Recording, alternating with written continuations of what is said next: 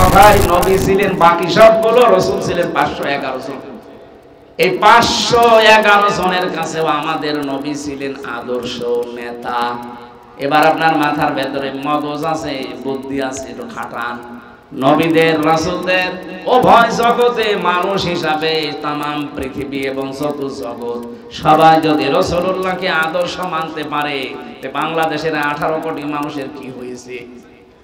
এরা কেন তার বাবাকে মানবে? হ্যাঁ, কথা বলছেন না কেন? এরা কেন তার স্বামীকে মানতে যাবে? এদের তো একমাত্র কেবলমাত্র শুধুমাত্র আদর্শ হওয়া লাগবে, নেতা হওয়া লাগবে মুহাম্মদুর রাসূলুল্লাহ। এবার আপনি যান, ইয়াসিন পড়বেন না তাহা পড়বেন, পড়েন। 29টা হরফের ভেতরে নবীজির গুণগান আর নামের মর্যাদা গুলো আল্লাহ এমন ভাবে সাজিয়েছিলেন। আজকের তেলাওয়াতকৃত আয়াত সূরা বাকারা, মাত্র একটা আয়াত পড়েছি, এর মনে হয় 3 ভাগের 1 ভাগের কথা আজকে শেষ হবে। আমাদের আজকের আলোচনার বিষয় আমি সাজিয়ে নিয়েছি। আলোচনার বিষয় হচ্ছে ঢোকো বা প্রবেশ করো। কি বললাম? প্রবেশ করা লাগবে। কোথায় প্রবেশ করবেন এই কথাটা আল্লাহ কোরআন দিয়ে আমাদেরকে জানিয়ে দিয়েছেন। 2টা শব্দের ব্যাখ্যা খুব গুরুত্বপূর্ণ, সালমন আর সিলমন। আমি আলেম যদি এখানে থাকেন তাদেরকে একটু চিন্তা করার জন্য বলবো। আল্লাহ পাক ঘোষণা দিচ্ছেন, ইয়া আইয়ুহাল্লাযীনা আমানু। এই 12 করে শুনুন। আল্লাহ ডাক দিয়েছেন কোন বেঈমানকে না। ওহে যারা বেঈমান না, ওহে যারা ঈমানের দাবি করো তাদেরকে বলছি। এখন আমার প্রশ্ন, আমরা কি ঈমানদার না বেঈমান? আপনার ঈমান আছে কিনা আপনি জোর করে বললে হবে। নবীজির কাছে সাহাবী প্রশ্ন করলেন, হে নবী, আমার যে ঈমান আছে আমি কি করে টের পাবো? আমার যে ঈমান আছে ভেতরে আমি কিভাবে টের পাবো? এর লক্ষণ কি? নবীজি বললেন, ইদা সাররাতকা হাসানাতুকা ওয়া সাআতকা সাইয়্যাতুকা ফান্তা মুমিন। যখন তোমার ভালো কাজগুলো তোমাকে আনন্দ দেবে আর অন্যায় কাজ দেখলেই ভেতর থেকে একটা বাধা আসবে, তখন বুঝবে তোমার ঈমান আছে। বলেন তো 15.5 বছরে অন্যায় কাজ দেখলেই বাধা এসেছে না? অনেকের আরো আনন্দ লাগতো, অথচ লোকটা হাজী সাহেব এই কথা বলেন না কেন? প্রকাশ্য মানবতা বিরোধী কাজ চলছে, আল্লাহ রাসূল বিরোধী কাজ চলছে, ইসলাম বিরোধী। ভেতর থেকে একটা বাধা আসা, ধাক্কা আসা দূরের কথা, না আরো আনন্দ পেত আরো। যারা কনসার্ট দিতেন, উলঙ্গ অর্ধ উলঙ্গ নাচের ব্যবস্থা করতেন, এইটার দ্বারা যুব সমাজ ধ্বংস হতো। কথা বলেন না কেন? কিছু না হোক ওখানে নারী পুরুষের অ্যাক্সিডেন্ট হইতো। অ্যাক্সিডেন্ট বোঝেন? অন্তত ধাক্কা তো লাগতো। এই সমস্ত জায়গা যারা 1 মাস 1.5 মাস 3 মাস ব্যাপী অনুষ্ঠান করতেন, এদেশের হাজারো মানুষ ওটা তো নিষেধ করা, রাগ করা দূরের কথা, আরো মনে মনে সাপোর্ট করতো। মানুষ একটু কি আনন্দ করবে না? আরে ভাই, আনন্দ করতে যে আসল জিনিস হারিয়ে যাচ্ছে। হযরত আদম নবীকে আল্লাহ যেদিন বিবাহ দিয়ে দেন হাওয়া আলাইহিস সালামের সাথে জান্নাতের ভেতরে, আমি আলেমদের বলছি, ওই সময় কিন্তু হাওয়া হযরত আদমকে আল্লাহ ডাক দিয়ে বলেছিলেন, ওয়াকুলনা ইয়া আদাম উসকুন আনতা ওয়া যাওজুকাল জান্নাতা ওয়া কুলা মিনহা রাগাদান হাইসু শি'তুমা। এই আয়াতের ভেতরে প্রায় 5টা তথ্য আছে। আমরা শুধু আন্দাজে সওয়াবের নিয়তে পড়ি যাই, এখান থেকে আল্লাহ যেগুলো নিতে বলে একটাও আমাদের ক্ষমতায় নেই। হযরত আদমকে আল্লাহ যখন বিয়ে দিলেন জান্নাতে, ডাক দিয়ে বললেন, স্ত্রীকে নিয়ে চলে যাও। কোথায় যাবা? বাড়ি যাও। জান্নাত আমাদের আদমের বাড়ি আর আমাদের বাবার বাড়ি। কথা শুনতেছেন? জান্নাত আদমের বাড়ি, আদম যেহেতু আমাদের আদি পিতা, এইজন্য আমাদের বাবার বাড়ি কোথায়? তাহলে এই আয়াত থেকে প্রথম মাসলা কি আসে? এখানে যারা আলেম বসে আছেন বলেন তো, এখান থেকে প্রথম মাসলা কি বের করা যায়? আরে ভাই, চিন্তা ভাবনা না করলে আপনি কিসের আলেম? আপনার নামের আগে আলেম লেখা আছে, মাওলানা লেখা আছে, আপনি একটা জিনিস চিন্তা ভাবনা করে বের করতে পারেন না, আপনি আর আলামিন তো সমান। আপনার তো চিন্তা করা লাগবে এই শব্দটা আল্লাহ কেন দিলেন। এটা তো জান্নাতের বিষয়, দুনিয়ায় আল্লাহ কেন দিয়েছেন? অকুলনা ইয়া আদাম মুসকুন আনতা, শব্দটা আনতা না দিলেও পারতেন। আনতা তুমি নিজে, অসাউজকাল জান্নাহ, এবং তোমার স্ত্রী জান্নাতে চলে যাও। কি সুন্দর সূক্ষ্ম বিষয় এখানে লুকিয়ে আছে। আনতা শব্দটা মানে তুমি, এটা না দিলেও তো অর্থ বাংলা হয়ে যায়। আল্লাহ কেন এই শব্দ দিলেন? আবার এটা জান্নাতের কথোপকথন, ওইটা বাদ দিয়ে আল্লাহ দুনিয়ায় আমাদেরকে দিলেন কেন? এই জন্য দিয়েছেন কারণ পৃথিবীতে এই বিবাহ শাদী এটা কিয়ামত পর্যন্ত চলতেই থাকবে। কথা বুঝতেছেন? কিন্তু বিবাহ শাদী চলবে বিপরীত লিঙ্গের সাথে, হয়তো নারীর সাথে পুরুষ, পুরুষের সাথে নারী। এখানে শুনছেন নাকি?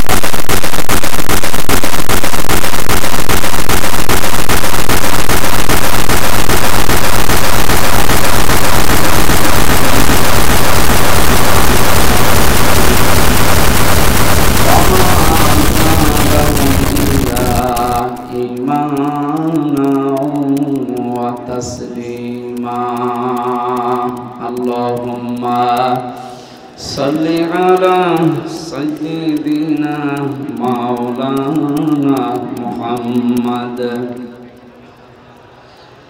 দাঁড়িয়ে আছেন কি? বসেন। আলহামদুলিল্লাহ, বগুড়া জেলার নন্দীগ্রাম থানার অন্তর্গত দোলা সিংড়া ঈদগাহ ময়দানে তাফসীরুল কোরআন মাহফিলের স্বনামধন্য সভাপতি জনাব মাওলানা আব্দুল আজিজ, সহ সভাপতি জনাব মাওলানা আব্দুল হামিদ, প্রধান অতিথি জনাব জিয়াউর রহমান, বিশেষ অতিথি জিয়াউর রহমান মন্টু, সম্মানিত অতিথি জনাব মাওলানা মহসিন আলম, জনাব মাওলানা ইউনুস আলী, আলোচনা রাখলেন মাওলানা হোসাইন মাহফুজ চুয়াডাঙ্গা সহ অন্যান্য ওলামা ইকরাম। মঞ্চে বসা সম্মানিত ব্যক্তিবর্গ, সামনে বসা মুসলমান ভাইরা, পর্দার আড়ালের সম্মানিত মা এবং বোনেরা, প্রাণপ্রিয় বগুড়াবাসী, আল্লাহর দরবারে শুকরিয়া জানাচ্ছি যিনি তাফসীর শোনার জন্য এ রাতের বেলা কোরআনে কারিমের তাফসীর শোনার জন্য আমাদেরকে নিয়ে আসলেন, ধৈর্য দিলেন। এ গভীর রজনী পর্যন্ত যারা বসে আছি বলেন আলহামদুলিল্লাহ। দরুদ আর সালাম পড়ছি আমাদের নবী মুহাম্মদ রাসূলুল্লাহ সাল্লাল্লাহু আলাইহি ওয়াসাল্লামের প্রতি। আলিফ থেকে যে ইয়া পর্যন্ত তেলাওয়াত করা হয়, পড়া হয়, প্রত্যেকটি অক্ষরের ভেতরে বিশ্ব নবীর গুণগান আর প্রশংসা আল্লাহ লুকিয়ে রেখেছেন।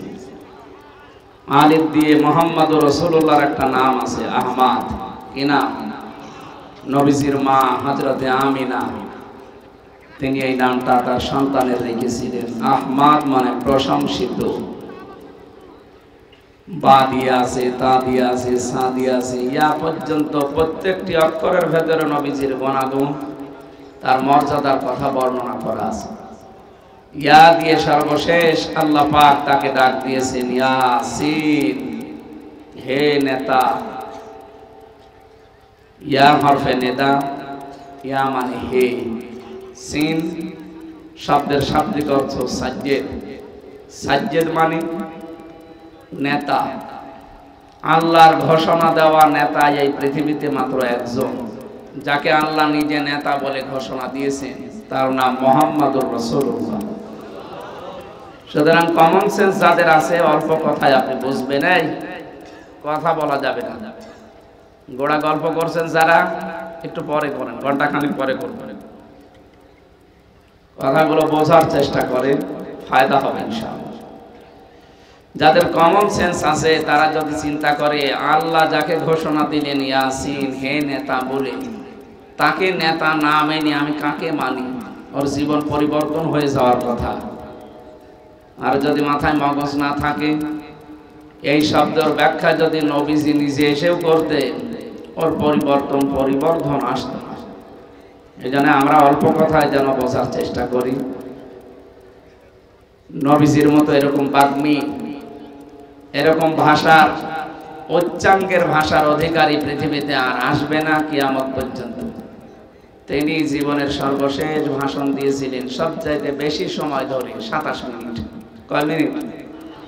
তার এই 27 মিনিটের বক্তব্যে এমন কথা ছিল, কিয়ামত পর্যন্ত মানুষ এই 27 মিনিটের বক্তব্য নিয়ে চিন্তা ভাবনা করছে, আজও কল কেনারা করতে পারে না।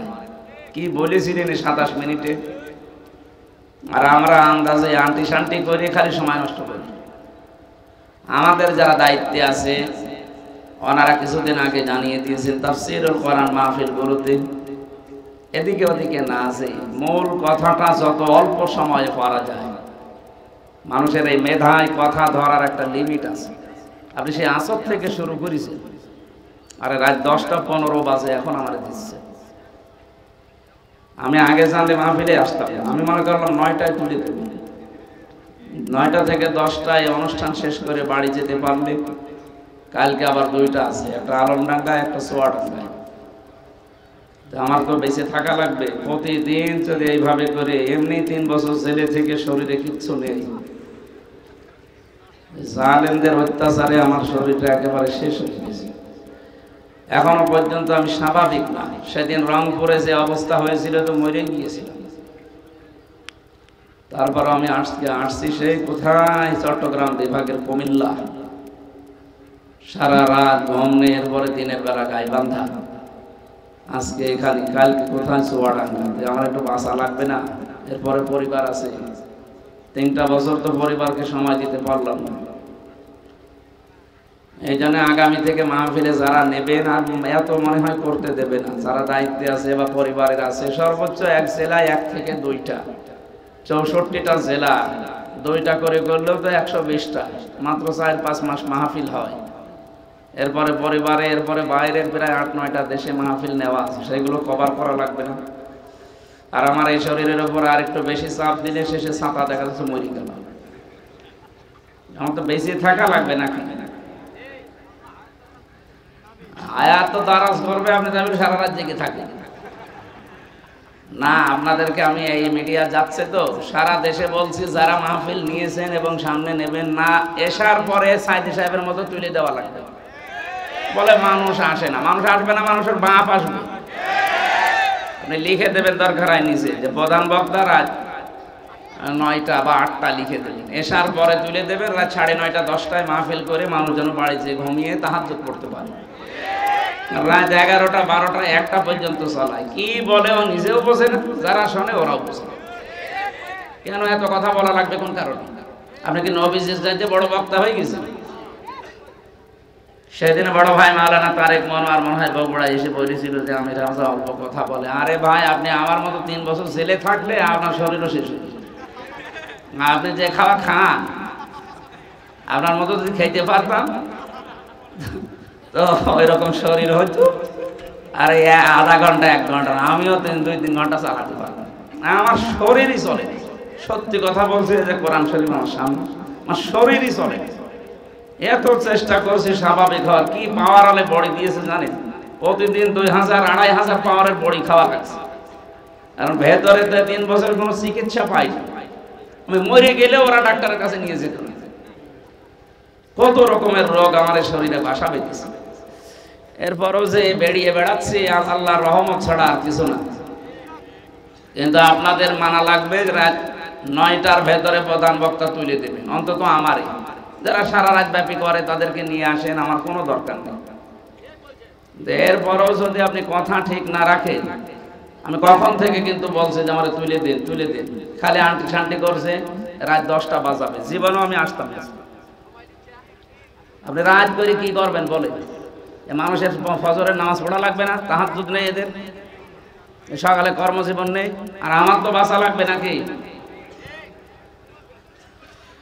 এই জন্য কথাগুলো বলতাম না, বলে ফেললাম। আগামীতে যদি এরকম করেন, দরকার হয় বগুড়া জেলা বাদ দিয়ে দেবো। আরো বাংলাদেশে 63টা জেলা আছে, আর না থাকলে বিদেশ আছে। নবীজির 27 মিনিটের কথা যদি এখনো পর্যন্ত মানুষ কোল কেনারা না পায়, চিন্তা ভাবনা করি আমরা কি বলি বলে? 1-1.5 ঘন্টা 2 ঘন্টা কথা বলে, ওর কথার ভেতরে কোনো মাল ম্যাটারেস কিচ্ছু নেই, আন্দাজে চিল্লায়। এখান থেকে 1 খাবলা, ওখান থেকে 1 খাবলা। আরে ভাই, সিরিয়াল আকারে 10 মিনিট বল, দেখ ওখান থেকে 5টা শিক্ষা বের হবে। আর লিখে দিয়েছেন তাফসীরুল কোরআন মাহফিল। এক একটা আয়াতে যত কথা আল্লাহ দিয়েছেন, একটা শব্দের ব্যাখ্যা করলে তো রাত শেষ হয়ে যাওয়ার কথা। এজন্য আমরা চেষ্টা চালাচ্ছি আল্লাহর রহমত ভিক্ষা নিয়ে যে তাফসীর আকারে আজকের তেলাওয়াতকৃত আয়াত থেকে কথা বলবো ইনশাআল্লাহ। খালি ট্রাস্ট দিলাম যাদের বিবেক আছে তারা যেন নবী বাদে অন্য কাউকে নেতা না মানে। কে বলে যে আমার নেতা অমত আমার নেতা, এই বিভিন্ন নেতার আদর্শ মানার ঘোষণা দেন। আপনি মানুষ, আপনি কি বলতে পারবেন যে নেতার আদর্শ মেনে আপনি ঘোষণা দিচ্ছেন তার জীবনে কোনো মিথ্যা কথা নেই, সে জীবনে কোনোদিন চুরি করেনি, তার চরিত্র ভালো, তার পুরা চরিত্র আপনার কাছে পরিষ্কার না, সে যেই হোক, শুধু একটা মানুষের পুরা জীবনী আল্লাহ নিজে গ্যারান্টি দিচ্ছেন, ওয়া ইন্নাকা লাআলা খুলুকিন আযীম। হে নবী, আপনাকে আমি মহান চরিত্র দিয়েছি। এই 63 বছরের ভেতরে কলম ঢোকানোর মতো কোনো কায়দা নেই। আর মানে কমন সেন্স থাকার পরেও তাকে মানেন না। আপনি মানেন আপনার বাবাকে, আপনি মানেন আপনার দাদাকে।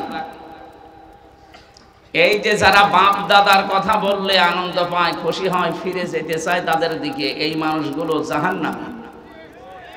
বহু জায়গায় কোরআনে বহু জায়গায় আয়াত দিয়েছেন, আমি 2 জায়গার কথা বলছি। সূরা বাকারা এক জায়গায়, সূরা মায়েদা 7 নাম্বার পারা 4 নাম্বার পৃষ্ঠার 1ম নাম্বার লাইনের 104 নাম্বার আয়াতে আছে। খুব ভালো করে মিলাবেন।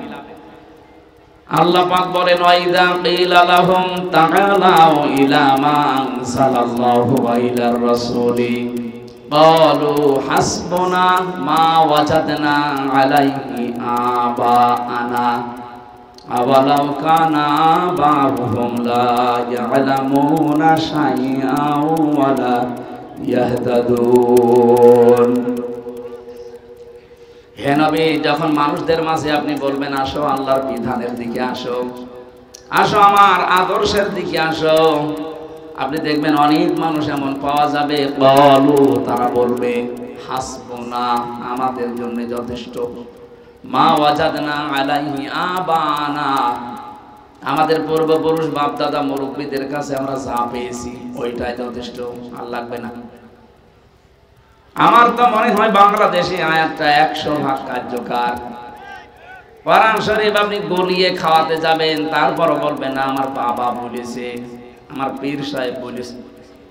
আল্লাহ পরের জবাবে দিচ্ছেন আওয়ালাউ কানা আবাউহুম, হরফে ইস্তেফহাম, প্রশ্নবোধক চিহ্ন, ইন্টারোগেটিভ সেন্টেন্স, এটা আলিফ দিয়েছেন। আওয়ালাউ কানা আবাউহুম, যদিও তাদের এই পূর্বপুরুষেরা বাপ দাদারা পীর সাহেবরা এদের এই মুরব্বীরা লা ইয়ালামুনা শাইআন সভ্যতার বিকাশ না থাকার কারণে হয়তো দিন সম্পর্কে ওইরকম কিছু জানতো না, ওয়ালা ইয়াহতাদুন এবং হেদায়েত প্রাপ্তও ছিল না, এরপরেও তারা অন্ধভাবে ওদেরকে মেনে চলবে। এদেশে এখন নেই, আছে। এই জন্য অন্ধভাবে পূর্বপুরুষদের মানা জায়েজ নেই, এটা কাফেরদের অভ্যাস। ওই জামানায় মুশরিকদেরকে যদি নবীজি ডাক দিতেন তখন তারা বলতো না হে মুহাম্মদ তোমার কথা লাগবে না, আমাদের বাপ দাদা পূর্বপুরুষেরা যা করেছে আমরা যা পেয়েছি ওইটাই মানতে চাই, এটা কাফেরদের স্বভাব। এই চরিত্র এখন অনেক মুসলমানের ভেতরে ভর করেছে। কথা বলেন ঠিক কিনা? আমাদের ভেতরে যেন চরিত্র না আসে। আল্লাহ যেহেতু ঘোষণায় দিয়েছে ইয়াসিন, হে নেতা, এখানে সিন শব্দের অর্থ হয় 5টা। তাফসিরে কাবীর আল্লামা ফখরুদ্দিন রাজি রাহমাতুল্লাহ আলাইহি লিখেছেন, সিন মানে সাজ্জিদুল আলামিন, সিন মানে সাজ্জিদুল বাশার, সিন মানে সাজ্জিদুল কাওনাইন, সিন মানে সাজ্জিদুল আম্বিয়া, সিন মানে সাজ্জিদুল মুরসালিন। এই যে কোরআনে কারীমের এক একটি অক্ষরের ভেতরে এত কথা লুকিয়ে আছে, যদি আপনি ব্যাখ্যা করতে যান আপনার জ্ঞান যত বেশি, যত টান দিতে পারবেন তত নতুন তথ্য বের হবে। আর আমরা তো কোরআনের কথা খুঁজে পাই না, কারণ আমাদের লেখাপড়া নেই। এসে সাপের কাহিনী শুরু করে, মুসলমান সাপ আর হিন্দু সাপ, সাপ আবার মুসলমান হয়। এই কথা বগুড়ার মানুষ শোনে আর কান্নাকাটি করে, আরে মুসলমান সাপ। এই ওয়াজ বাংলাদেশে চলেনি। তাফসীরুল কোরআন মাহফিল আপনি লিখে দেন ব্যানারে, পোস্টারে, যারা আসবে তাদেরকে বলবেন আপনি যাই বলেন, আধা ঘন্টা বলেন, কোরআন শরীফ হাতে নেবেন, এক একটা শব্দের 8টা 10টা 15 20টা করে অর্থ বের করবেন। তাফসীরের নাম বলে বলে অল্প সময় বলেন, কিন্তু তাফসীর আকারে কথা বলেন। কারণ কোরআনে কারীম মানুষদেরকে আল্লাহ হেদায়েত দেওয়ার জন্য পাঠিয়েছে। ওই বাপ দাদার কিচ্ছা কাহিনী সারা জীবন বললে যা হবে, কোরআনের একটা আয়াতের ব্যাখ্যা 5 মিনিট করলে তার সাথে বেশি উপকার হবে। কারণ এর ভেতরে একটা আলাদা শক্তি আছে। মানুষের এই অন্তর, এটাকে নরম করার জন্য আল্লাহ পাক কোরআনে কারীম দিয়েছেন। এই যে স্বর্ণ দেখতে পান, স্বর্ণ, সোনা যদি কেউ সারা জীবন আগুনের ভেতরে রেখে দেয়, জীবনও গলাতে পারবেন না। এর ভেতরে যদি সোহাগা ছিটিয়ে দেন, সঙ্গে সঙ্গে পানি হয়ে যাবে। মানুষের অন্তর আল্লাহ ওইভাবে বানিয়েছেন। আমার বাবা কি করেছে, দাদা কি করেছে, সারা জীবন ওকে যদি বোঝাতে থাকেন, জীবন ওর মন নরম হবে না। কোরআনের কোন শব্দ যদি চিন্তা ভাবনা করে ওর অন্তরে ঢুকিয়ে দিতে পারেন, দেখবেন যত কঠিন হৃদয়ের মানুষও নরম হয়ে গেছে। কারণ এই বক্তব্যটা হামজার মুখ দিয়ে বের হলেও কথাটা কার বলেন? এবার যে সিন দিয়ে 5টা অর্থ বললাম, দেখেন তো মেলে কিনা। সেন মানে সাইয়্যিদুল আলামিন, আলমের বহুবচন আলামিন। শুধুমাত্র এই বাংলাদেশ না, এইরকম দেশ পৃথিবীতে আছে 257টা। শুধু জাতিসংঘের আন্ডার আছে 95টা, বাকিগুলো অন্যান্য। আপনি চিন্তা করেন, এই 257টার ভেতরে বাংলাদেশ সবচাইতে বড় দেশ। হ্যাঁ, ছোট মানে এই বাংলাদেশের চাইতে, আমি কয়েকদিন আগে মালয়েশিয়া ঘুরতে গিয়েছিলাম, ওইটা এ দেশের চাইতে 8 ডবল বড়। সৌদি আরবে গিয়ে দেখলাম এই দেশের চাইতে 14 ডবল বড়। ভারতে যত প্রদেশে ঘুরেছি, বাংলাদেশের চাইতে 29 ডবল বড় এই ভারত। বাংলাদেশ 59টা জোড়া দিলে যত বড় হবে এক আমেরিকা একা অত বড়। তাহলে ওই সমস্ত দেশের তুলনায় আমাদের এই বাংলাদেশ একটা পাড়া। এতটুকু একটা জায়গা, এর ভেতরে 64টা জেলা, 630টা থানা, এর ভেতরে নন্দীগ্রাম একটা। এখানে কতগুলো গ্রাম আছে, তার ভেতরে এই দোলা সিংড়া একটা। এখানে কত বিঘা জমি আছে দেখেন, হাজার হাজার বিঘা জমি থানায়। এর ভেতরে এই জায়গাটা একটা মাত্র জায়গা। এখানে কত মানুষ আমরা আছি, এর ভেতরে আপনি একজন। বলেন তো, শুধু পৃথিবীর তুলনায় আপনি কি? এরকম বিশাল পৃথিবী, এই যে তারকা দেখতে পান মিটি মিটি করে জ্বলে, বিজ্ঞান বলছে এইরকম পৃথিবী 27টা জোড়া দিলে যত বড় হবে এক তারকা তার চাইতে বড়। এত বড় বড় বিশাল তারকা যখন ব্ল্যাক হোলের পাশ দিয়ে যায়, ব্ল্যাক হোল তখন চকলেটের মতো সুশি খেয়ে ফেলে। মিল্কি ওয়ে বানিয়েছে আল্লাহ, ছায়াপথ বানিয়েছে, নিহারিকা বানিয়েছে। এই যে সূর্যটা 13 লক্ষ গুণ বড় এই পৃথিবীর চাইতে, 13 লক্ষ গুণ। আপনার মাথা এমনি আউলিয়ে যাবে। তাহলে আলামিন দিয়ে আল্লাহকে বুঝিয়েছেন, দেখেছেন। শুধু এই বাংলাদেশ না, শুধু এই পৃথিবী না, যত জগৎ আল্লাহ বানিয়েছেন, যত জগৎ, সব জায়গায় আল্লাহর কথা যেমন চলে, মুহাম্মদুর রাসূলুল্লাহর কথা ওইরকম চলে। এর ব্যাখ্যা পাবেন সূরা আলাম নাসরা 4 নম্বর আয়াতে, ওয়ারাফা'না লাকা যিকরাক। হে নবী, আপনার মর্যাদা, আপনার নাম আমি কি উপরে তুলে দেইনি? কত উপরে তুলেছি জানেন? এ তামাম দুনিয়ায় একটা সেকেন্ডও বাদ যায় না যেখানে আল্লাহর নাম উচ্চারণ হয় না। শুধুমাত্র এই বাংলাদেশে 13 মিনিট একাধারে আল্লাহর নাম উচ্চারণ হয়। আপনি টেকনাফ থেকে শুরু করে আজান দেওয়া, পঞ্চগড়ের তেতুলিয়ার বাংলা বান্দা পর্যন্ত যান, এই 1100 কিলোমিটারের ভেতরে 13 মিনিট একাধারে আজান হয়। কথা বুঝতেছেন না? বোঝেননি? টেকনাফের একেবারে শেষ মাথা, যেখানে টেকনাফ নদী, নাফ নদী, একেবারে বাংলাদেশের শেষ গ্রাম যেখানে, ওখানে যখন আল্লাহু আকবার আজান দেয়, ওর হয়তো 2 মিনিট পরে কক্সবাজারে দেয়, ওর 2 মিনিট পরে চট্টগ্রামে দেয়, ওর 2 মিনিট পরে টাঙ্গাইল দেয়, ওর 2 মিনিট পরে দেখবেন দিচ্ছে হয়তো রংপুরে। এর 2 মিনিট পরে ঠাকুরগাঁও, এর 2 মিনিট পরে বাংলা বান্দা। পুরাটা হিসাব করে আমরা দেখেছি 13 মিনিট একাধারে আল্লাহর নাম হতেই আছে। এতটুকু দেশে যদি 13 মিনিট একাধারে হয়, 257টা রাষ্ট্র, তাও কত বড় বড় রাষ্ট্রের খবর দিলাম বলেন। এ তামাম দুনিয়া একটা সেকেন্ডও বাদ যায় না যেখানে আল্লাহু আকবার শব্দ উচ্চারণ হয় না। যেখানে আল্লাহু আকবার উচ্চারণ হবে সঙ্গে সঙ্গে উচ্চারণ হয় আশহাদু আন্না মুহাম্মাদান আবদুহু ওয়া রাসূলুহু। আযান দেওয়ার সময় রাসূলুল্লাহর নাম বলা হয় না? এই যে রফানা এক আলিফ টান আছে, আমি নিজে আপনার নামকে রফা করে দিয়েছি, এত উপরে দিয়েছি মানুষের কল্পনায় ধরবে না। মানুষ যদি দুনিয়ায় কেউ আপনাকে না মানে, এরকম জগৎ যত বানিয়েছি সেখানে আল্লাহর নাম উচ্চারণ হবে, পাশে আপনার নাম উচ্চারণ হবে। এমনকি যদি 257টা রাষ্ট্রের কোন জায়গায় না হয়, যত সৃষ্টি আল্লাহ বানিয়েছেন কোন জগতে যদি আল্লাহর নাম আর রাসূলের নাম উচ্চারণ না হয়, জান্নাতের ভেতরে লেখা আছে লা ইলাহা ইল্লাল্লাহু মুহাম্মাদুর রাসূলুল্লাহ। লক্ষ কোটি কোটি ফেরেশতারা এই শব্দটা জপতেছে, হে নবী আপনার নাম আমি এমন জায়গায় দিয়েছি কিয়ামত পর্যন্ত মানুষ কোল কিনারা পাবে না যে কত দূর। এই জন্য শুধু বাংলাদেশে না, আপনি যদি বলেন আমি মঙ্গল গ্রহে বাস করি, ওই জগৎকার বলেন বলেন। কেউ যদি বলে আমি চাঁদের দেশে বাস করি, ওইটা কার? যেখানেই বাস করবেন ওখানেই মুহাম্মদুর রাসূলুল্লাহকে নেতা মানা লাগবে। যার নেতা, যার আদর্শ বিশ্ব নবী বাদ দিয়ে অন্যকে অমরণের পরে বিনা হিসাবে বিনা বিচারে জাহান্নাম। এত শক্ত কথা বলার পরেও দেখবেন অনেকের মন না নরম হচ্ছে না। এটা তার কি বলা যায় বলেন তো? এরপরেও যদি আপনার বিবেকে দাগ না কাটে, আমার মনে হয় আপনার বিবেকের উপরে কুকুরে পোশাক করছে। কথা বুঝতেছে?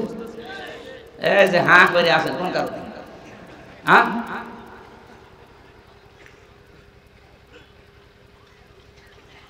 তাহলে সিনের প্রথম সামারাইজ কি? যত জগৎ আল্লাহ বানিয়েছেন এটা নাজ্জালুল আমরু বাইনাহুন্না, এটা সূরা তালাকের ভেতরে আছে। যত জগৎ আল্লাহ বানিয়েছেন প্রত্যেকটি জায়গায় আল্লাহর বিধিবিধান নাজিল হচ্ছে, ওখানে যারা আছে তাদের জন্য আল্লাহর বিধান ওই রকম। এখানে যত মানুষ বাস করে মানুষের জন্য বিধান, আসমানে আল্লাহ যাদেরকে রেখেছেন সেখানে ওই রকম বিধান আল্লাহ দিয়েছেন। যত জিনিস আল্লাহ বানিয়েছে তার জন্য আলাদা আলাদা বিধান যেহেতু আছে। আর ইয়াতানাজ্জালুল আমরু বাইনাহুন্না, যত আসমান জমিন আল্লাহ বানিয়েছেন আমরা জানি 7 তবক আসমান জমিন, 7টা হলেও তো 7 জায়গায় মানুষ নেই, আছে।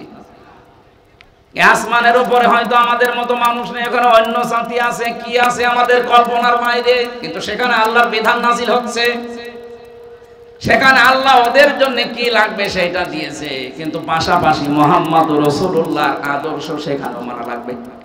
প্রশ্ন আসতে পারে মানুষে না কি মানবে? ওদের জন্য যেরকম, যেমন পাখি, পাখি কি মানুষ বলেন? কিন্তু পাখির জন্য আমার নবী মুহাম্মদুর রাসূলুল্লাহকে আল্লাহ রহমত করে পাঠিয়েছিলেন। হযরত উমাইর রাদিয়াল্লাহু তাআলা আনহু ছোট মানুষ, তিনি খেলা করছিলেন ধোলা নিয়ে মরুভূমির ভেতরে। নবীজি মসজিদে নববীতে নামাজ পড়তে যাবেন, দেখলেন উমাইর একা, পাখিটা নেই।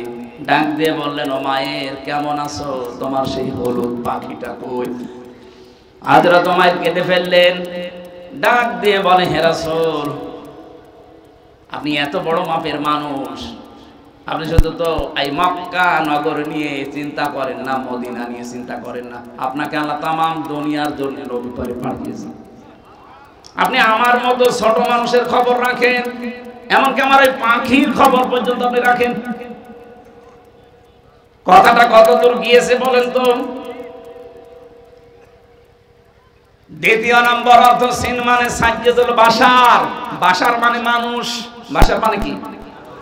মানুষ পদবাচ্যে যারা বিবেচিত তাদের জন্য মুহাম্মদুর রাসূলুল্লাহকে নেতা মানা লাগবে। এটা দুনিয়ার বিষয় হলে আমি বলতাম না। এরপরে প্রতিটি মানুষ কিন্তু তার নেতার সাথে উঠবে। কথা বলেন। ইয়াওমা নাদউ কুল্লা উনাসিম বিইমামিহিম, সূরা বনী ইসরাঈলের ৭১-৭২ নম্বর আয়াতে আছে, আল্লাহ পাক বলেন কিয়ামতের দিন প্রতিটি মানুষকে আমি আল্লাহ আমার সামনে দাঁড় করাবো তার নেতার সাথে। কার সাথে? নেতা যদি মুহাম্মদ রাসূলুল্লাহর আদর্শের অনুসারী না হয়ে লেনিনের আদর্শের অনুসারী হয়, লেনিন যে জাহান্নামে যাবে আপনাকেও কিন্তু জাহান্নামে যাওয়া লাগবে। আমি ইঙ্গিত দিলাম, আশা করি আপনি বুঝে ফেলেছেন, এত ব্যাখ্যা করা লাগবে না। ৩ নম্বরে সাইয়্যিদুল কাউনাইন। কাউনাইন মানে উভয় জগৎ, শুধু এই জগৎ না, এরপরে যে জগৎ আসতেছে ওই কিয়ামতের ময়দানের জন্য আমাদের নবী মুহাম্মদুর রাসূলুল্লাহ থাকবেন নেতা। সমস্ত নবীরা যেখানে ফেল করে যাবে সবাই এক বাক্যে বলবে আমাদের আর কিছু করার নেই, তোমরা যাও, সকলের নেতা সাইয়্যিদুল বাশার মুহাম্মদুর রাসূলুল্লাহ, তার কাছে যাও। ৪ নম্বরে সাইয়্যিদুল আম্বিয়া, শুধুমাত্র মানুষ না, শুধুমাত্র দুনিয়া উভয় জগৎ না, আল্লাহ বলেন নবী যাদেরকে পাঠিয়েছিলাম তারা পর্যন্ত বিশ্ব নবীকে নেতা মেনে নিয়েছে। এই দলিলটা আছে সূরা আলে ইমরান ৩ নম্বর পারা ১৯ নম্বর পৃষ্ঠা ১২ নম্বর লাইনের, এটা ৮১ নম্বর আয়াতে আছে। রব্বুল আলামিন বলেন অমিনান নাসি অমিনান নাবি ওয়াইদি আখাযাল্লাহু মিসাকান নাবিয়িনা লামা আতাইতুকুম মিন কিতাবিন ওয়া হিকমা। এটা আমার উদ্দেশ্য না, শুধু আয়াতটা পড়লাম। ৫ নম্বরে সাইয়্যিদুল মুরসালিন, শুধু নবী না, যারা রাসূল হয়ে এসেছিলেন দুনিয়ায়, এই পৃথিবীতে আল্লাহ রাসূল পাঠিয়েছেন কয়জন বলেন তো? ৫১১ জন, আর বাকিগুলো সব ছিল নবী। মুসলিম শরীফের ভেতরে আছে ৫১১ জনকে আল্লাহ রাসূল বানিয়েছিলেন, আর বাকি ১,২৪,০০০ যে নাম শোনা যায় সবাই ছিলেন নবী। নবী আর রাসূলের ভেতরে আবার পার্থক্য আছে, এটা তো ক্লাস চলছে না যেভাবে ভেঙে বোঝানো লাগবে। এক কথায় নবী ছিলেন বাকি সবগুলো, রাসূল ছিলেন ৫১১ জন। এই ৫১১ জনের কাছেও আমাদের নবী ছিলেন আদর্শ নেতা। এবার আপনার মাথার ভেতরে মগজ আছে, বুদ্ধি আছে, একটু খাটান। নবীদের রাসূলদের উভয় জগতে মানুষ হিসাবে তামাম পৃথিবী এবং চতুর্জগৎ সবাই যদি রাসূলুল্লাহকে আদর্শ মানতে পারে, বাংলাদেশের ১৮ কোটি মানুষের কি হয়েছে? এরা কেন তার বাবাকে মানবে? হ্যাঁ, কথা বলছে না কেন? এরা কেন তার স্বামীকে মানতে যাবে? এদের তো একমাত্র কেবলমাত্র শুধুমাত্র আদর্শ হওয়া লাগবে, নেতা হওয়া লাগবে মুহাম্মদুর রাসূলুল্লাহ। এবার আপনি যান, ইয়াসিন পড়বেন না তাহা পড়বেন, পড়েন। ২৯টা হরফের ভেতরে নবীজির গুণগান আর নামের মর্যাদাগুলো আল্লাহ এমন ভাবে সাজিয়েছিলেন। আজকের তেলাওয়াতকৃত আয়াত সূরা বাকারা, মাত্র একটা আয়াত পড়েছি, এর মনে হয় ৩ ভাগের ১ ভাগের কথা আজকে শেষ হবে। আমাদের আজকের আলোচনার বিষয় আমি সাজিয়ে নিয়েছি। আলোচনার বিষয় হচ্ছে ঢোকো বা প্রবেশ করো। কি বললাম? প্রবেশ করা লাগবে। কোথায় প্রবেশ করবেন এই কথাটা আল্লাহ কোরআন দিয়ে আমাদেরকে জানিয়ে দিয়েছেন। 2টা শব্দের ব্যাখ্যা খুব গুরুত্বপূর্ণ, সালমন আর সিলমন। আমি আলেম যদি এখানে থাকেন তাদেরকে একটু চিন্তা করার জন্য বলবো। আল্লাহ পাক ঘোষণা দিচ্ছেন ইয়া আইয়ুহাল্লাযীনা আমানু, এই 12 করে শুনুন। আল্লাহ ডাক দিয়েছেন কোন বেঈমানকে না, ওহে যারা বেঈমান না, ওহে যারা ঈমানের দাবি করো তাদেরকে বলছি। এখন আমার প্রশ্ন, আমরা কি ঈমানদার না বেঈমান? আপনার ঈমান আছে কিনা আপনি জোর করে বললে হবে। নবীজির কাছে সাহাবী প্রশ্ন করলেন, হে নবী, আমার যে ঈমান আছে আমি কি করে টের পাবো? আমার যে ঈমান আছে ভেতরে আমি কিভাবে টের পাবো? এর লক্ষণ কি?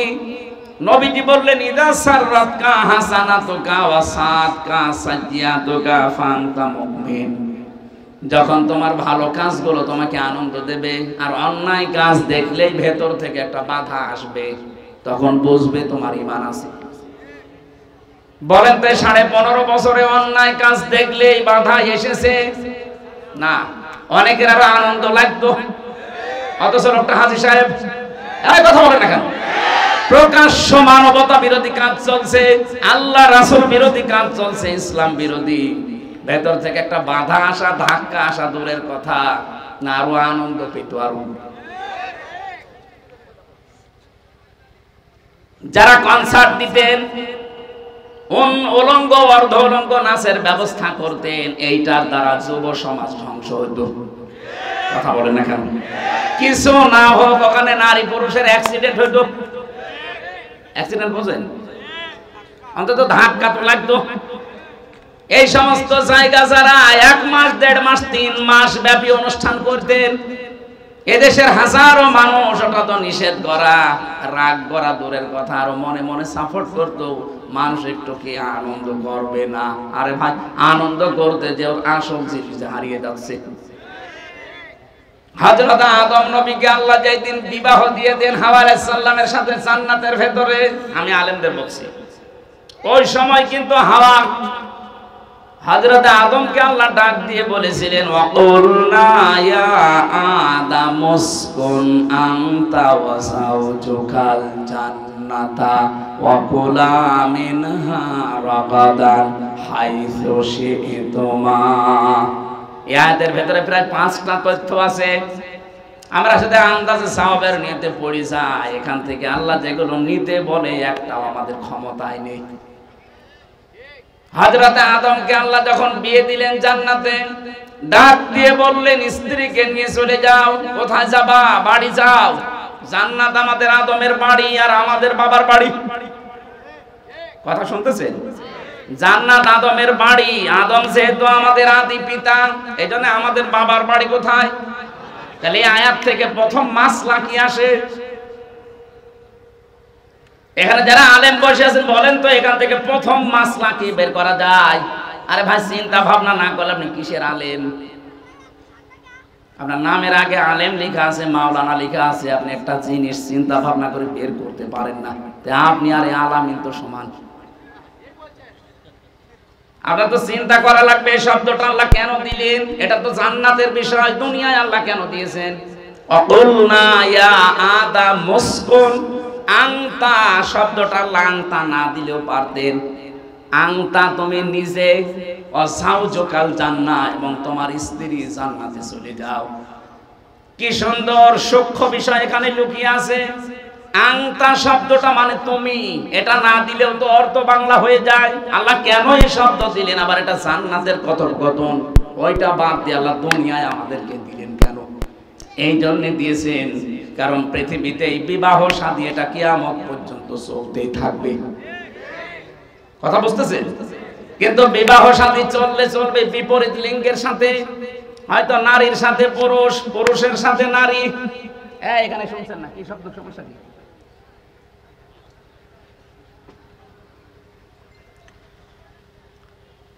খেয়াল করেন তো, নারীর সাথে পুরুষ, পুরুষের সাথে নারী, এই যে বিপরীত লিঙ্গের সাথে যে বিবাহের সিস্টেম, এটা আমি বানিয়েছি। বলেন না কেন? ওই যে প্রথম জান্নাতের ভেতরে আল্লাহ যে বানালেন হাওয়াকে, আল্লাহ কি ওই সময় হাওয়া আলাইহিস সালামকে না বানিয়ে, মহিলা না বানিয়ে একটা পুরুষ বানাতে পারতেন না? নারীর কাছে পুরুষের যে মর্যাদা, যে সুখ, যে আনন্দ, যেটা আল্লাহ লুকিয়ে রেখেছেন, একটা পুরুষের কাছে কিয়ামত পর্যন্ত পাবেন না। অথচ আজকে আল্লাহর এই সিস্টেমটা অনেকে পাল্টিয়ে এখন সমকামিতা আরম্ভ করছে। গত পরশুদিনও কুষ্টিয়ায় 2 মহিলা বলছে আমরা বিয়ে করব। যদি আমাদের মেয়েতে বিয়ে না দেন, আমরা 2 জনই আত্মহত্যা করব। কোথায় পৌঁছিয়েছে তারা বলেন? আল্লাহর পুরো সিস্টেম তারা পাল্টিয়ে ফেলেছে।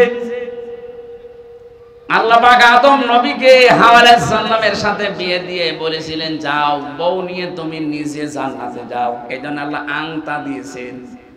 এখানে শব্দটার ব্যাখ্যা হচ্ছে বিয়ে করার পরে বউ নিয়ে যাওয়া লাগবে আপনার বাড়িতে, তার মানে আপনার বাবার বাড়িতে। কিন্তু কত মানুষ দেখা যায় বিয়ে করে আর নিজে ঘর জামাই থাকে। আপনার লজ্জা নেই? ঘর জামাই আছেন এখানে, কারা হাত তোলেন তো? একজন না, এটা বলছি না। ঠিক আছে, থাকে।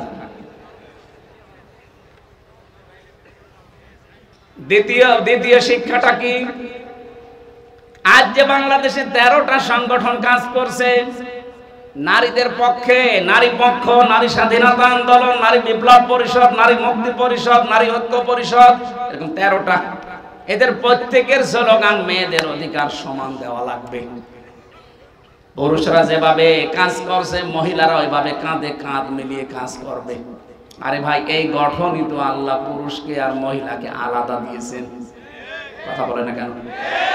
আমার এখন 33 বছর বয়স, আমার ম্যাডামের বয়স এখন 26 বছর। ওর যে বয়স আমার যে বয়স, এই বয়সে একজন পুরুষ আর একজন মহিলা দুইজনের শারীরিক গঠন কি এক? অথচ এক খাবার আমরা দুইজন খাচ্ছি, দুইজনে একই খাবার খাওয়ার পরে একই হাঁড়িতে রান্না বাড়া, একই বাড়িতে থাকা, কিন্তু শারীরিক গঠন অটোমেটিক আল্লাহ ওরটা আমারটা পাল্টিয়ে দিয়েছে। কাজও দুইজনের আলাদা, আমার কাজ বাইরে, ওর কাজ ঘরে।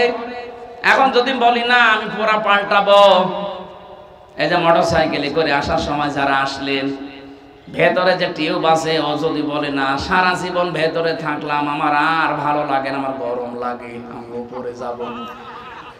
ও যদি উপরে আসতে চায় মোটরসাইকেল চলবে, কারণ বাইরে থাকতে হলে যে পরিমাণ প্রেসার নেওয়া লাগে, কত খোয়া, কত ইট, কত বালি, কত কাঁটা। ভেতরে যেটা আছে ওটা তো নরম, ওটা বাইরে আসলে 1 মিনিটও টিকবে না। কথা বলে না কেন? আল্লাহ এই জন্য দিয়েছেন খোলা। যারা তাফসীর ভালোভাবে পড়তে চান, বুঝতে চান, এই সূক্ষ্ম বিষয়গুলো নিয়ে বাড়িতে চিন্তা ভাবনা করবেন। আল্লাহ বলেন, আদম তুমি নিজে স্ত্রীকে নিয়ে যাবে, এখানে আংতা দিলেন আগে, কিন্তু দ্বিতীয় শব্দে আর আংতা দেয়নি, একবারে দিয়ে বসন অকুলা। বউ নিয়ে বাড়িতে যাবা ঠিক, বাড়ি যেয়ে নিজে মরণের খাবার খাওয়া, এরপরে বউকে খাওয়াবা না। আল্লাহ কি অধিকার দিয়েছেন দেখলেন? মেয়েরা যদি এই অধিকারগুলো কোরআন থেকে আজ জানতে পারতো, ওরা এই অধিকারের জন্য আন্দোলন করত। ওরা জানে না, তাই ওদের ফাঁদে পা দিয়ে লাফাচ্ছে যে আমাদেরও সমান অধিকার দিতে হবে। এটা চাইতেছে যে লাঞ্ছিত হচ্ছে, ইজ্জত হারাচ্ছে, সম্ভ্রম নষ্ট হয়ে যাচ্ছে, ওর মান সম্মান সব ধুলায় মিশে যাচ্ছে। বিশ্ববিদ্যালয়ে যখন ছিলাম, সে 15 সালে 16 সালে বের হয়েছি আমি, ওই সময় বাসে যেতাম মাহফিলে, যশোরে ওই যে পালবাড়ি মোড়ে যেয়ে দাঁড়িয়ে আছে আসরের সময়, দেখি যশোর MM কলেজের মেয়েরা মিছিল নিয়ে আসতেছে ইফটিজিং এর বিরুদ্ধে ডাইরেক্ট অ্যাকশন। একটা যুবতী মেয়ে, 18-20 বছর, 22 বছর, 25 বছরের মেয়ে, বুকে কোনো ওড়না নেই, স্কিন টাইট প্যান্ট পরা আর গেঞ্জি গায়ে দেওয়া, এক হাত দিয়ে ব্যানার ধরে আছে আর এক হাত দিয়ে বলছে ইফটিজিং এর বিরুদ্ধে ডাইরেক্ট অ্যাকশন। বলেন তো এইরকম বয়সী মেয়েদের কেমন লাগে? চিন্তা করলাম, আল্লাহ যে মিছিল আসতেছে, এখন তো দিনকাল ভালো না, আর নির্বাচন গেল 14 সালে। পুলিশ যদি আমারে ধরে মিছিলের পাশ থেকে, কোন সালের অপরাধী বলে আবার চালিয়ে দেয়। নিরাপদে গেলাম, এক চার দোকানে বসে ভান ধরে আছি যে চা খাচ্ছে, হঠাৎ দেখি পাশে এক পুলিশ। আরে ভাই, আপনার যন্ত্রণায় আসলাম আর আপনি আমার সামনে। পুলিশ আমারে বলছে, হুজুর একটা কথা বলি। বলেন। এই যে মিছিল আসতেছে, যশোর MM কলেজের মেয়েরা সবই 22 বছর 25 বছর বয়সী, অনার্সে মাস্টার্সে পড়ে, এক হাতে ব্যানার, এক হাতে যেভাবে ইফটিজিং এর বিরুদ্ধে ডাইরেক্ট অ্যাকশন দিচ্ছে। হুজুর আমার সত্যি কথা বলতে এদের মিছিল দেখে মনে হচ্ছে আমি ইফটিজিং আগে করি। ঠিকই বলিস। বলেন, একটা 22 বছর 23 বছরের মেয়ে, বুকে ওড়না নেই, কেমন লাগবে বলেন তো? এই সমস্ত মেয়েরা ওড়না ছাড়া যখন রাস্তাঘাটে বের হয়, রিকশা চালককে ডাক দেয়, মামা। ও মামা দেখা যাচ্ছে অ্যাক্সিডেন্ট করেছে।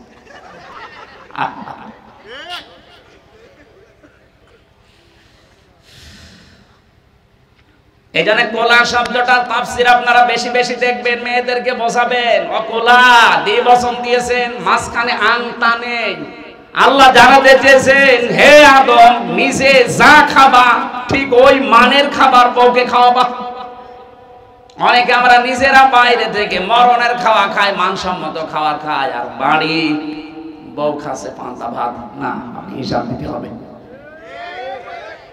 এমন বলেন হুজুর আপনি যা খান বাড়ি থাকেন। আরে ভাই আমি তো কিনে খাই না, আমি সব আপনাদেরটা, আমার সব পরে পরে চলছে। আমার এইটা দিয়েছে সৌদি আরবের একজন, এইটা দিয়েছে ঢাকার একজন, এই টুপিটা দিয়েছে বগুড়ার এই আব্দুল বারী রশিদি, পায়জামাটাও একজন বানিয়ে দিয়েছে সেদিনের কুমারখালী থেকে, আমার শরীরে ঘড়িটাও দিয়েছে আমার শালা, আমার বলতে কিছুই নেই, মোবাইলটাও একজন দিয়েছে। তাহলে আমার যা আছে সব ধানের উপরে, আমার কোনো হিসাব নেই। আমি যা দিচ্ছি ওইটাই বেশি। আপনি যে মানের খাবার খান, যে মানের পোশাক পরেন, যেই মানের জায়গায় থাকেন, ঠিক ওই মানের খাবার, ওই মানের পোশাক বউকে দেওয়া লাগবে। অর্ডার কার?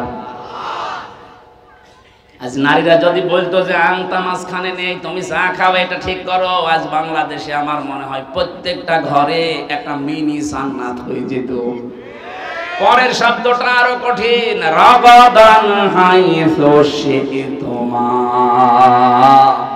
আল্লাহ পাক বলেন বউ নিয়ে শুধু ঘরের ভেতরে বন্দি করে রাখবা না, ওকে বেড়াতে নিয়ে যাবা, যেখানে ইচ্ছা যাবা, যা ইচ্ছা খাবা, কিন্তু সাবধান, ওয়ালা তাকরাবা হাদিহিস শাজারা, ওই গাছের কাছে যাবা না। আমরা অনেকেই মনে করি এই গাছ মানে জান্নাতের ওই গন্ধম গাছ। কে বলেছে আপনাকে?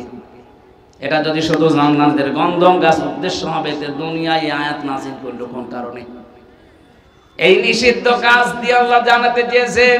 জান্নাতের ভেতরে সব জায়গায় যেমন যাওয়া যায়, শুধু ওই গাছের কাছে বাদ দিয়ে পৃথিবীতে সব জায়গায় যেতে পারবা 500টা জায়গায় বাদ দিয়ে। কত? এই কোরআনে 500 শরীয়তের বিধিবিধান আছে নিষেধ, আপনি ওই জায়গাগুলোতে গেলেই থমকে যাবেন। হযরতে আদম এইটা করেন না, স্ত্রীর কথা মতো তিনি এই গাছের কাছে গিয়েছেন, ফলও খেয়েছেন, এই জন্য বিপদে পড়েছিলেন। তাহলে আমাদের উচিত হবে এখান থেকে বউ নিয়ে শুধু ঘরবন্দি করে রাখা না, তারও একটা স্বাধীনতা আছে। তাকে আপনি নিয়ে ঘুরতে যাবেন বিভিন্ন জায়গায়, আত্মীয় স্বজনের বাড়িতে, কিন্তু সাবধান, যেখানে গেলে আপনার বড় পর্দা থাকে না, আপনারও পর্দা থাকে না, এইরকম জায়গায় যাওয়া যাবে না। এরকম জায়গা দেশে নেই। এমন বিয়ে অনুষ্ঠান হচ্ছে যেখানে পর্দার বালাই নেই, অথচ এটা আপনার আপন মামাতো বোনের বিয়ে। না, মামাতো বোন না, আপন বোনের বিয়ে হলেও যেতে পারবেন না, যেখানে গেলে আল্লাহর ফরজ বিধান পর্দায় থাকে না।